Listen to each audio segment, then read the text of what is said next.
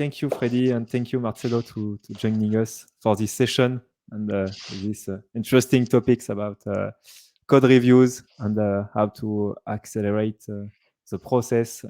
What are the bottlenecks? What are the issues that we found in the current companies making code reviews? So first of all, I will let you introduce yourself. Maybe Freddy, you can start. Okay, I can be the first. Freddy, my background is mainly in the software and product development. I'm formerly the co-founder of SonarSource, even if I'm not anymore working at SonarSource. But during more than 10 years, I was, among other things, the CPO at SonarSource.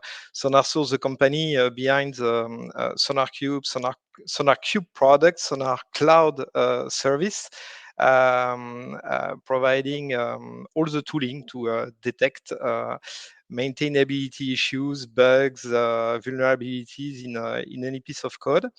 And more than 3 years ago, I decided to turn this page, to come back to my passion, which is to contribute to some very early stage projects, especially when those projects are really around the product. So that's and among those projects, the most important one is definitely Reviewpad.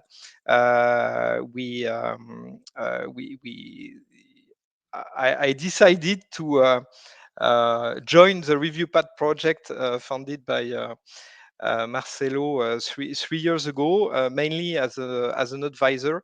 And last week, I decided to be more hands-on, and this time by joining the company also as a CPO.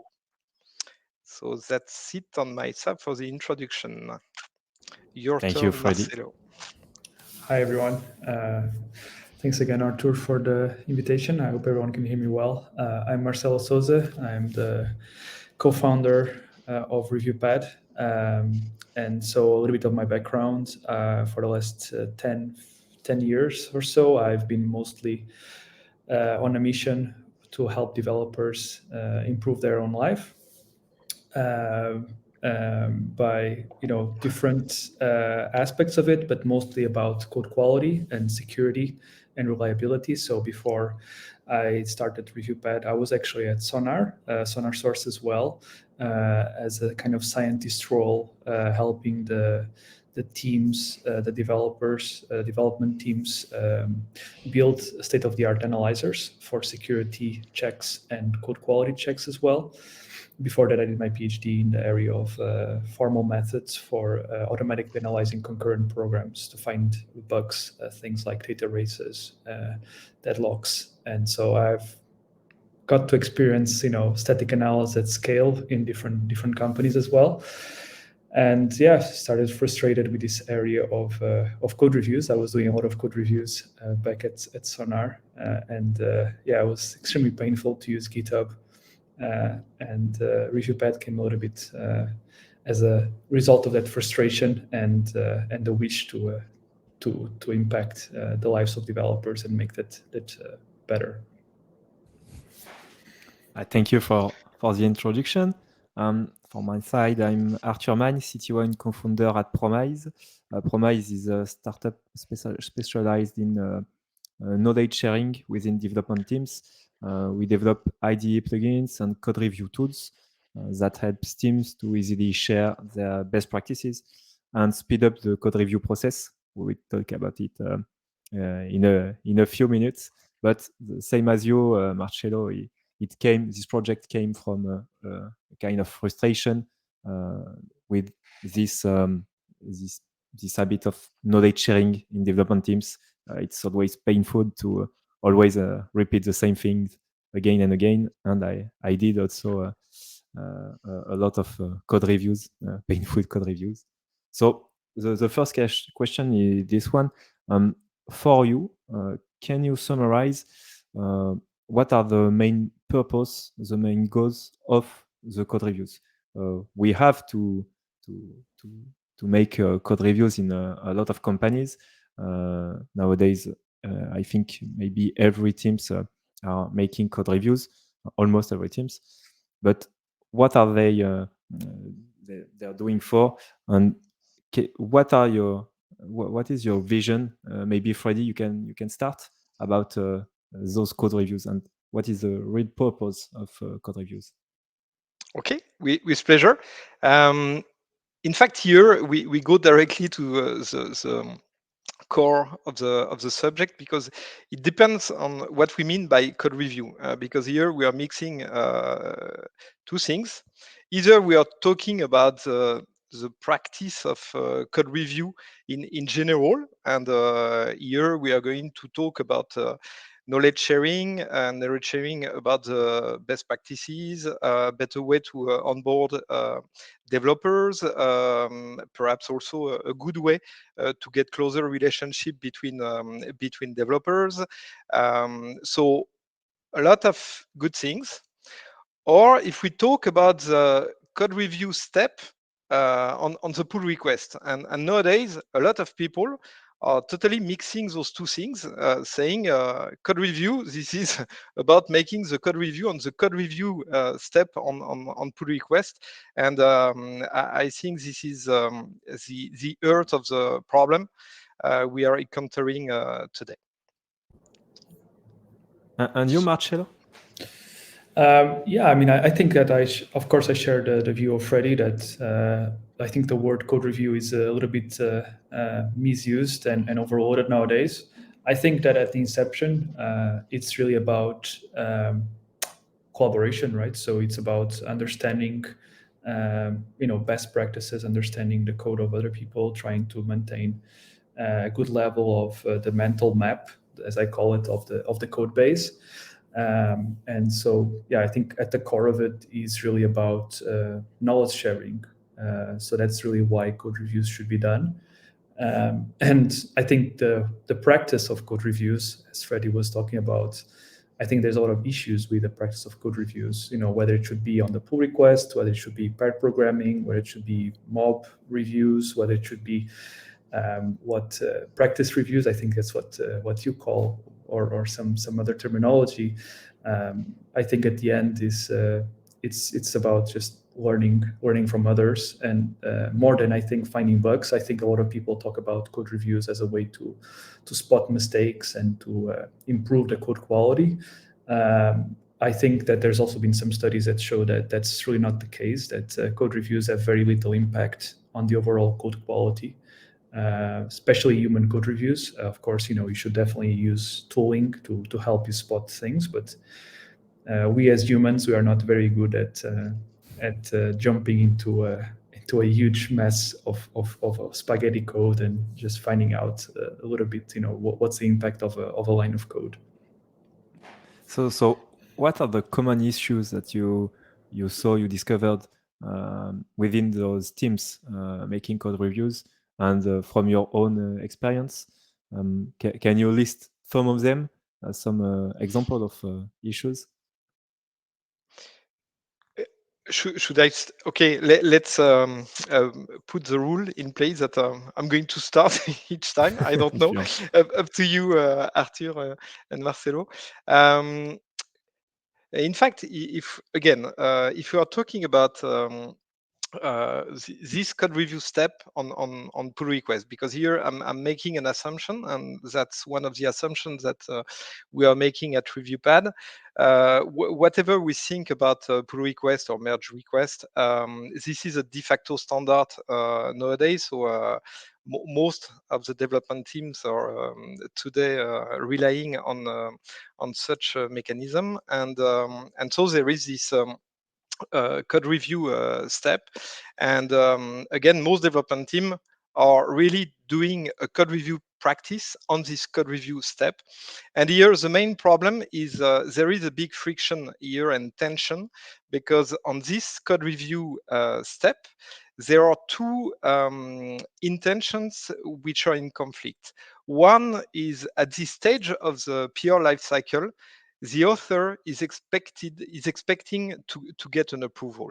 I mean, this is one intention to go quickly to the master after, I don't know, 2 or 3 days of work. So on one side there is this intention, and on the other side there is the intention to get a valuable feedback. So for instance, that might sound obvious, but this is too late to discuss what should be the best design to implement a feature. Such kind of structuring feedback should come far earlier in the process. And I would go even beyond that. What I do promote is the fact that on those at this stage, in fact, a code review should be should block the pull request if and only if there is a risk of injecting, I don't know, a bug, a vulnerability. If we are just talking about improving the maintainability, I'm not saying that this is not of importance, but that should not block the pull request. And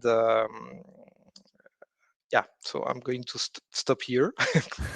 Yes, but that's really interesting because I saw a lot of different teams having a lot of comments in each code reviews, maybe 30 to 40 comments, and all of those comments were about different things, about maybe a real issue, but maybe some structure of the code, some syntax, or other things, and all of those comments were blocking because if a comment is not resolved, the pull request is blocked. So Right. that what you said is that you maybe there is different kind of comments. That's it, Marcelo, maybe.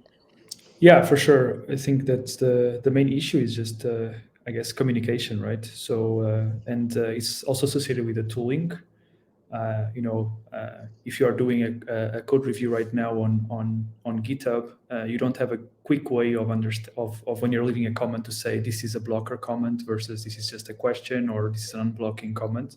Every team or every some developers, they come up with their own terminology for doing those things, and so that's, I think, one of the big problems in code reviews is the lack of consistency, right? The fact that I can open a pull request, and let's stick with the pull request methodology or the pull request practice. I can open a pull request now, and if I open one in the morning, I can have a totally different experience for the same pull request itself. And I think that's a big problem that happens because one of the things we want to provide the teams is with Reviewpad is a consistent and transparent code review or pull request process. That it's formalized. That what's going to happen is what is specified in the configuration. So I think that's one big problem. The second one is really the fact that we are using, as Freddy was mentioning, we do code reviews within pull requests, but pull requests were fundamentally designed for a low trust environment, right? If you go back and understand how pull requests were popularized by GitHub, was really as a way for open source, for contributions in the open source world. So if I don't know the person that is contributing to an open source project, I don't have a choice but to block immediately, the contributions and to block the merge. And to actually do a code review, right? So the kind of ask mode all the time, or the kind of low trust mode. But what I think a lot of problems arise in pull requests and code reviews is that we have taken this low trust mechanism of pull requests and we have applied with like companies and small teams where everyone knows each other. So if we're just the three of us coding in the same project, why should I be blocked waiting for a pull request for a code review on a pull request from you when you know exactly what's going to happen? I think that's a big problem that we are kind of applying sometimes the wrong tool for doing code reviews, and that makes it very slow, like us to change, right? So it's this idea of trunk-based development that I have the power to push things into the process, And then I have automation. You're talking about comments at 20, 30 comments, and that's a problem of sometimes people don't know the tooling that they should be using, right? They shouldn't be, developers shouldn't be commenting on formatting issues, right? There's a lot of tools just for that. I think it's a little bit of lack of sometimes, education and just sometimes hard to set up in big organizations as well. So it's a kind of a big problem, like big meshes of issues I think we see. And So, perhaps yeah. just to complement what was just said by Marcelo, and to prevent any misunderstanding, pull request and this code review step is a very good way to spot some interesting discussion to have in the development team. The only thing that we are saying here is that not all those discussions should be blocking the pull request.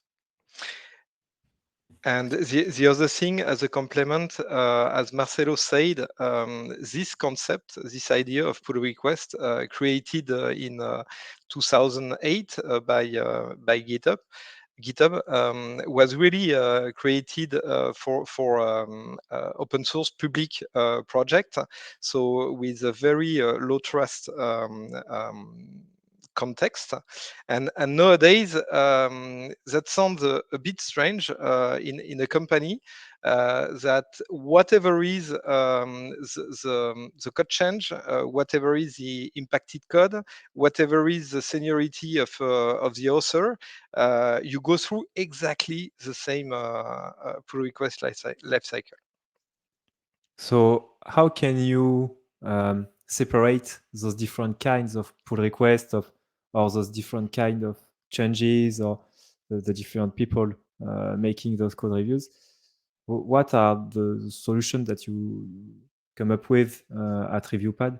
Maybe Marcello, you can explain a bit about it. Yeah, well, of course. So yeah, I mean, the mission of Reviewpad is really to help developers safely collaborate as fast as possible on any code base, right? So, and this is really what we see is that if you join a code base and you start making some changes, you open a pull request, and then you get blocked by this pull request, right? You can pretty much you get prevented from changing the code base effectively. So what we believe and is that not every pull request is the same, not every code review is the same. Some pull requests, they don't need to be reviewed, so some changes don't need to be reviewed before they go into the system. Some of them don't need to be reviewed at all, and some of them could even be reviewed afterwards. So how to do this? So we are kind of big believers of this GitOps approach that everything should be within Git. So what we think should happen is that you should have a kind of formalization of your process of specification that says, okay, if I have certain criteria for my pull request, for my changes, and these criteria could be, if I just join a company, then, again, trust, I kind of have a low trust, so I should be able to encode that and say, okay, my pull requests need to be reviewed up until the moment where I kind of achieve some kind of seniority status. If you look at companies like Google, you have to kind of go through this process of becoming a reviewer, which is kind of a elite status within Google to say, okay, I can review C++ code of other people. And so the idea is fundamentally to do something similar in the sense that you should be able to specify different workflows so that you can have a more flexible code review process and a more flexible pull request process. So you have this file within your repository or your organization where you can make those specifications, and then Reviewpad is simply automating those. Just a simple example could just be by using labels. You could just label your pull requests with requires review or could be merged before review or review after merge, or using more I guess well-known names like this ship show ask that we hear a little bit about nowadays.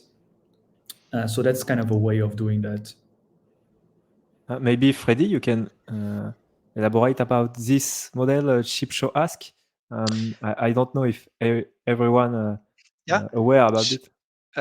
In fact, this ship show ask model appeared back in 2021, so that's not so long time ago. There is a blog entry on the Martin Fowler's blog about this concept, and the idea is pretty simple. We before the introduction of those pull requests, we were mainly in this trunk-based development approach. So I trust environment, and then we move to this pull request approach with low trust by default. And this ship show us model is a way to create a bridge between those two approaches. So depending indeed on the context, to be in a high trust hypothesis or the other way around. Here with this ship show ask concept, it's up to the author of the PR to evaluate if it's valuable to or not to get a code review. So the author can decide to go directly to merge directly. So this is ship mode, or to ask for a review after the merge. This is the show mode, or to ask for a formal review before merging. So this is the ask mode. Here, obviously, the big limitation of this model is it only relies on the author of the PR, and this person can be a bit biased. And our goal with Reviewpad is to back this decision with automation. So not only to rely, not only to rely on the wish of the author, but also to make sure that Reviewpad agrees with this decision, for instance, to ship directly. And that's a very very interesting article. Ship show ask first result on Google will be this blog entry. And then you can look for fluid pull request, and the first result will be a blog entry on the Reviewpad website. And fluid pull request is a kind of extension of this concept of ship show ask. Yeah, thank you, Emre, to share this article in the chat. Maybe Marcello, you want to share something about Reviewpad, maybe your screen, if you have a kind of demo just for everyone to understand how it works, and yeah, for sure.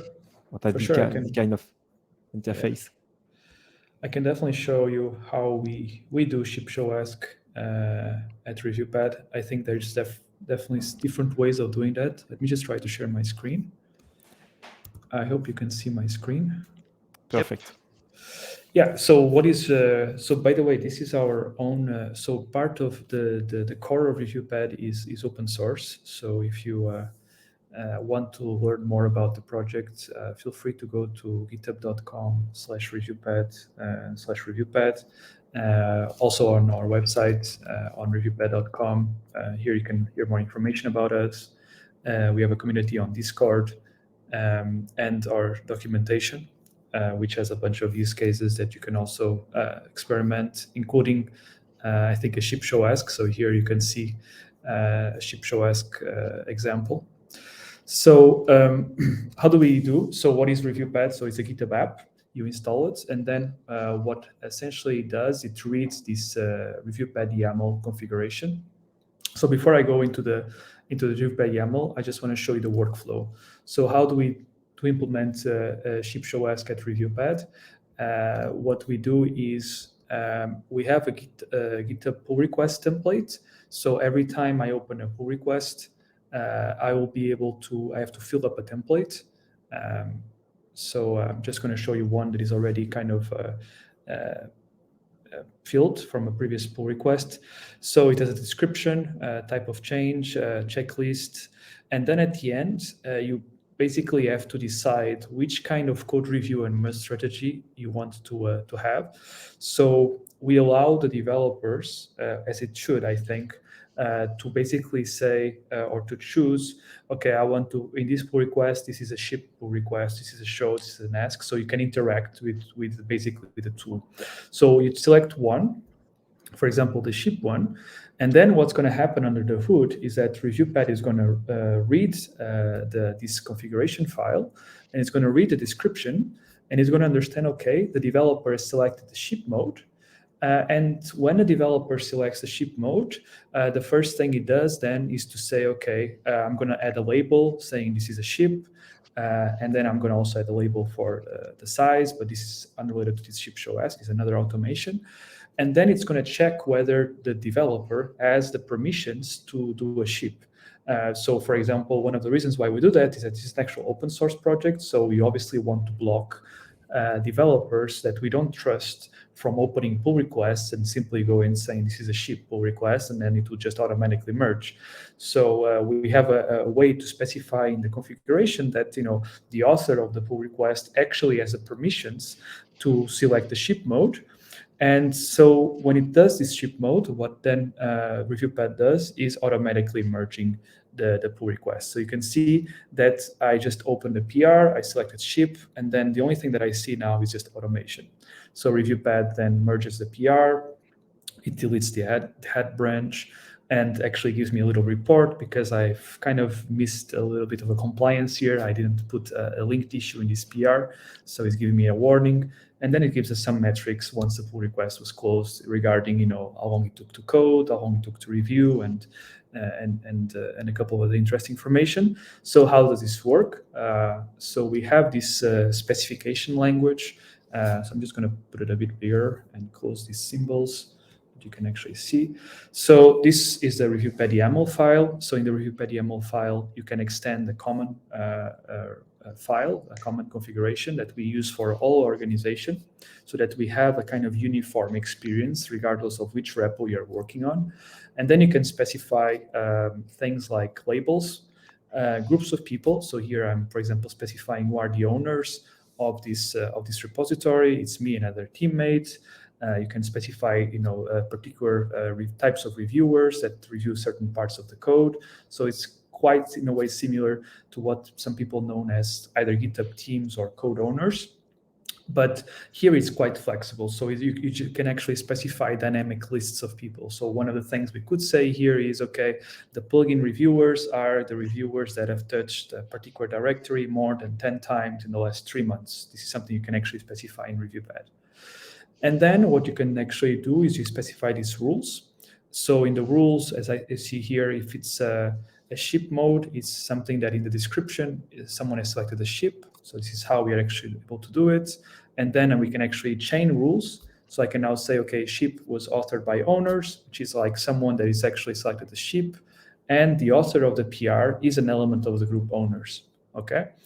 And then owners can ship simple pull requests. So if an owner has selected a ship, and if the changes are only on Markdown, which is actually what happened just here, right? So I only modified the Markdown, the README file here, then this rule is going to be true. So these are predicates over the pull request.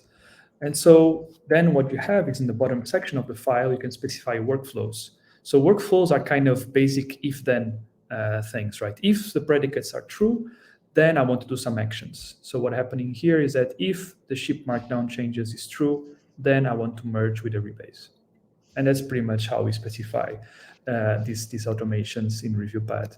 And this is a way for us to get the ship show ask in a way that is sort of interactive, right? So a developer can open the PR, not decide anything yet, and then at some point say, okay, actually this should be a ship, just selects that, and then Reviewpad kicks in for that particular one. We do use Reviewpad for more than just ship show ask. We use it for a variety of things. For example, to make sure that external contributions. This is quite useful for bigger organizations where you have different teams operating over the same code base. You could say, okay, tag a PR when the author is not part of the core team. So you want to say like external contribution, when you want to flag things like critical changes, when you want to basically have a label that says whether the PR needs a review, is waiting for a review or not. And so Reviewpad is taking care of all these automations, similar to what you would see in like a huge open source project like Kubernetes, where you have a lot of those automations. This is just a very much simpler way of getting the benefit of that with just one configuration file. Of course, you also have reviewer assignments for free, like Reviewpad is able to specify all those. And to give reports, to like this could be compliance reports, or could just be things that are useful for developers to know. So, for example, in this case, what's happening is that we are modifying one particular core of our library, and every time we have to do that, we have to go and modify a different repository. And sometimes developers forget that. And as reviewers, we sometimes forget to notify them that they have to do that.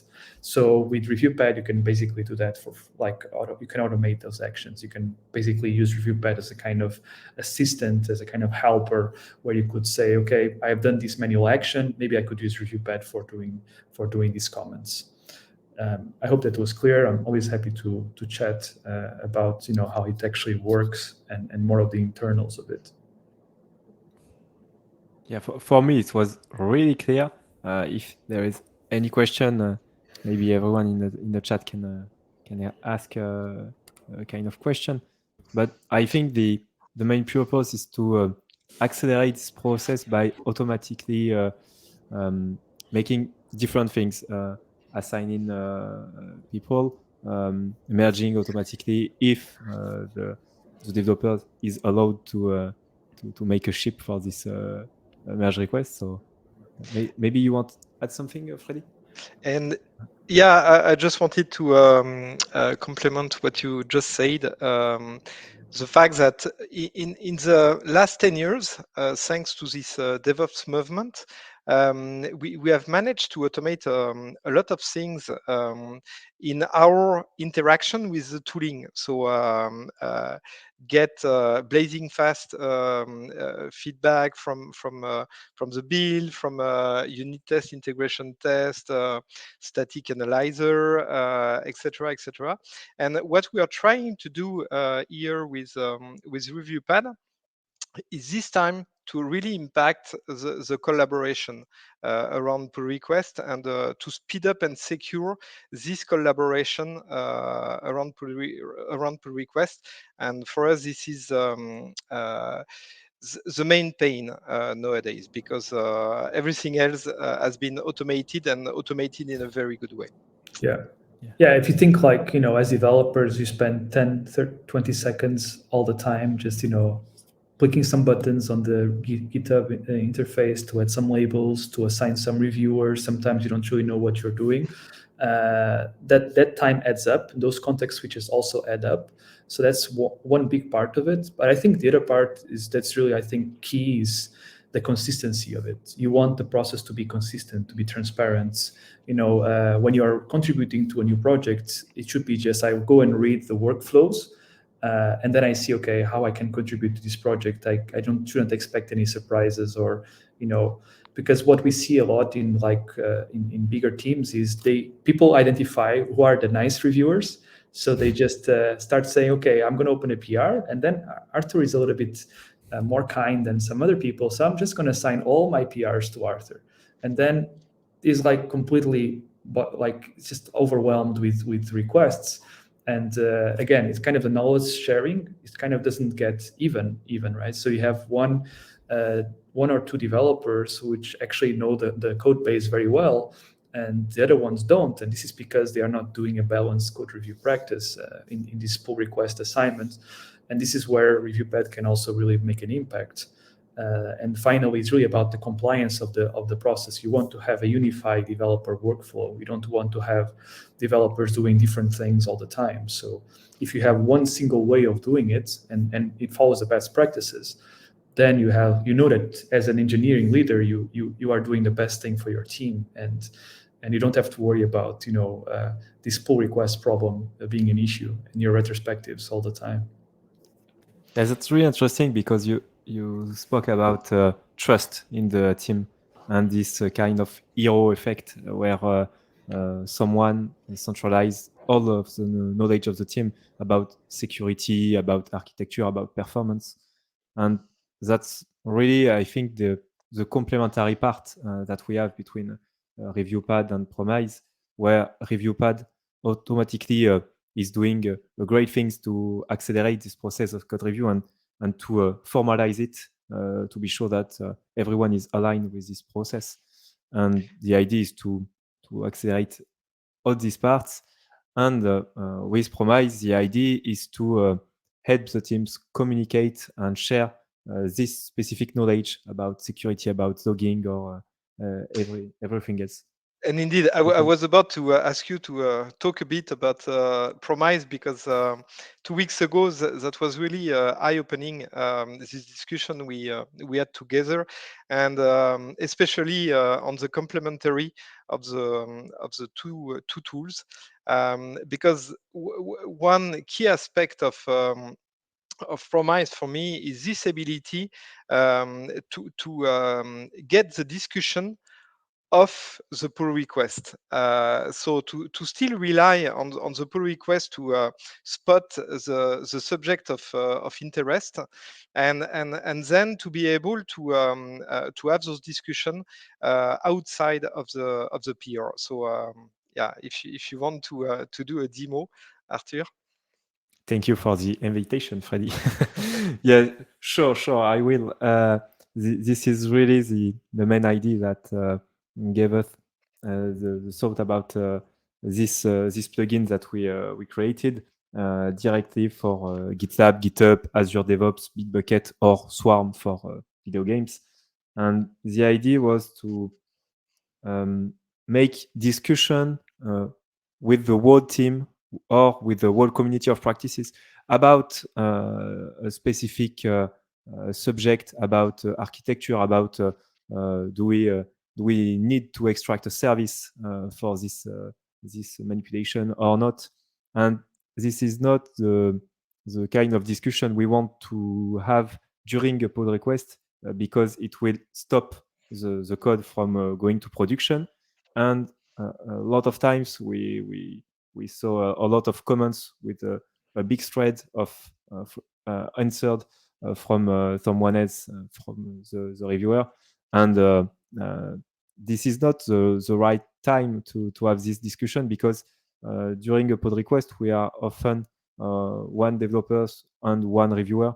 And this is not a discussion that we have to make with two people. We need to discuss it about with the whole team. And with Promise, during a code review process, this is a directive from our source code. You have two kind of things you can do. The first one is if you identify, like you said, Freddy, an issue directly in the code, or something that may often create an issue. Like in this case, someone forgot about making an await statement on the line 24, and he thought that it would be enough to just have one await statement here to wait for the response before loading the page. But in this case, we know that it could raise an issue if this request make too much time to answer. So in this case, I need to put a comment and to stop the code review process, because it will raise an issue directly in production. So in this case, I will write a direct comment to the developers, but these comments should be capitalized and should be shared with everyone in the team, because otherwise, in 1 week, maybe I will be saying this thing again to someone else in the team, or a newcomer joining the team in a few months. So in this case, with Promise, you can just identify a practice from this comment, sending this practice to a community of practice that we can have in our company, or directly to my team in this case, Marketplace Web. And this time I will create this practice from this comment, and Promise is asking me whether it's a good example or a bad example for this practice.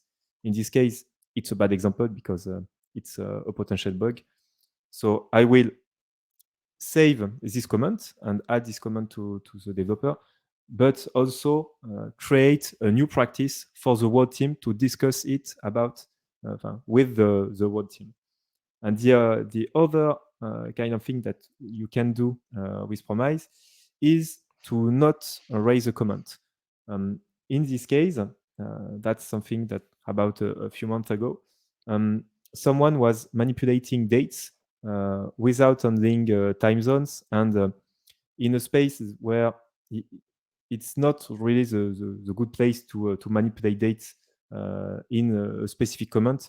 Maybe we should extract a specific service for date manipulation, like we did for HTTP request. And in this case, I don't want to add a comment because I don't want to stop the code from going to production and saying to the developers that he have to refactor all of this code, because that's not an issue, and I think this code will work this way. So in this case, I will just select those line of code, make a right click, and then I have an option to identify a practice or a discussion topic about this code. In this case, that's what I will do. I will just raise a discussion topic. In this case, I will just write maybe extract a service for date manipulation. And then the code will go to production. I am not blocking the code review with a comment. And what we will do with my world team is that at the end of the sprint or at the end of the week, in fact, it's almost often once every 2 weeks, we will gather with the world team, and that's the really important point with the world team or with the community of practice. And we will use Promise interface, web interface, to discuss about every different best practices or discussion topic or question about the code raised by everyone in my team directly from the code review or directly from their IDE, because we have some IDE plugins that allow us to extract some best practices from our IDE too. And in this case, we will discuss with everyone. Everyone can speak about why they think this thing is the best practice or not. In this case, Andojo will explain to us why is it good to have some independent test case with some different files stocking all of those fixture elements. And if everyone in the team agrees with this practice, we can validate it. Then it will be used by everyone. It will appear in our base of practice, in our catalog of best practices. And if someone doesn't agree with this practice, we can launch what we call the battle to discuss more about it and to say whether it's a good or bad thing to do this with some arguments. And the idea is to make them totally asynchronous. So the idea is not to discuss 2 hours about it, but just to say, okay, everyone during the next sprint will be allowed to add some arguments for or against this practice. And then in the next review workshop, we will discuss about it, and we will see if we validate this practice or not. And one other thing about automation, because we have similar things about automating these practices to go directly to the developers making the code review process, is that when you create a best practice, like in this case, after a discussion, we will create a practice about not using moment.js directly in this file. So I will create practice, use Promise that formatter service to manipulate dates. And in this case, once this practice is created, I can also specify some pattern to identify this practice, like in this case, if someone is calling moment.js in a JavaScript file, I want this practice to raise and to alert the developers that maybe this is a bad practice. So maybe we have to stop the code review process and to say to the developer, in this case, we already discussed about it. We have already a service to manipulate those dates. So in this case, maybe you need to refactor your code. So this practice will raise each time a moment is called in this file. And in this case, if I want, I have to make this manual action to add a comment on this code review with my best practice and the direct thing to it. So the idea is to help the reviewers, to help the developers during this code review process, and also to use those best practices that we identified to onboard newcomers, to onboard new developers. All of those best practices that we create are making some kind of set of best practices, our own best practices, specific to our team or our community of practice. And in this case, if I want, I can create what we call a discovery workshop to help newcomers to understand our best practices, like in this case, fail fast, and to make sure that the newcomers understood well this practice. They have to identify it directly within the code where it had already been identified by our team. So in this case, this is directly on those lines, because if we don't found the user, we raise a custom exception in this case. So the idea is also to use this set of best practices to improve the onboarding and to improve this knowledge sharing within the team, and to gain the trust we need for everyone to be able to skip those code review process, because we will be aware that everyone in the team are using the same best practices, are using the same gesture while making some new features, and then we will be able to automate more code reviews to go faster. Yeah. And go ahead, Marcelo. Yeah, I was just going to comment that I wrote one blog post at some point about how when you merge a pull request, you lose knowledge because there are all these comments that are being added in the pull requests that people, they don't about design decisions, about things like that you'll never, no one is reading. People are not reading open pull requests. They're not going to read closed pull requests anyway. I mean, of course, they're going to read some. Some of them are. I'm not going to generalize, but this is kind of in that direction. I think that's very positive to see.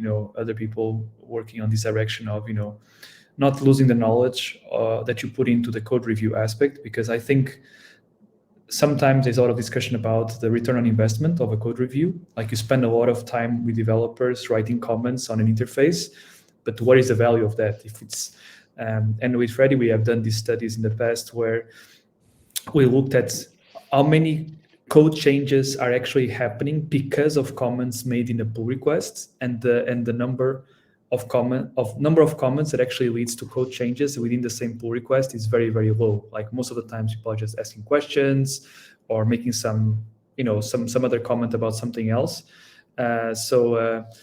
Yeah, there's very few comments that actually make the code different, and it's kind of nice to see that there's other ways of just taking the comments from the PRs to somewhere else, some other database of knowledge that you can just reuse in some other way.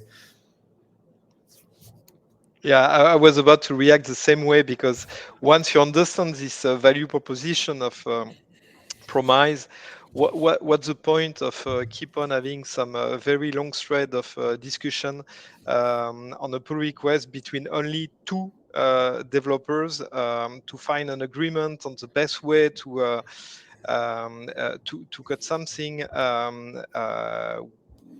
when you can have again this discussion out of the pull request. So yeah, great value proposition, Arthur. Yes, and just for the record, we are currently working on the GitHub add-on to be able to get all of those code comments during the last year, for example, on all code reviews, and to extract from them, from a specific, from a small part of them, some best practices. So the idea is to make an interface to help developers to review all of those comments quickly and to say, okay, I think this is a good practice. I will save it for my team, because we think the same as you that this is a huge knowledge base, those comments. So it's really important to make something about it and to use them to increase the knowledge of the team. Good luck, because we work on that subject indeed with Marcelo, and we figured out that there is a huge amount of noise among those comments. But so the challenge is really to get the value, the few value out of all those past comments. But you will manage to to face this challenge. Yes. So we saw that I think the two approaches are really complementary. We need to increase the speed of this process to automate everything and to help developers to speed up this process. Without any tool, it will be always hard for developers to themselves speed up those processes. So I think Reviewpad may really help different teams to increase this productivity and this lead time. We didn't speak about DORA metrics and accelerate. We could have, but to increase this lead time, those kind of tools are really mandatory. So what are your conclusion, maybe, Freddy and Marcelo, about everything we discussed? In fact, as a kind of conclusion, I was indeed about to mention those DORA metrics, because our mantra at Reviewpad is really the fastest, the safer, the better. So the goal is both to increase the safety net and to develop as quick as possible. And this is definitely backed by those DORA metrics introduced in 2015, and demonstrating that the best way to be productive, so not by directly evaluating the productivity level, but more the efficiency of the development process.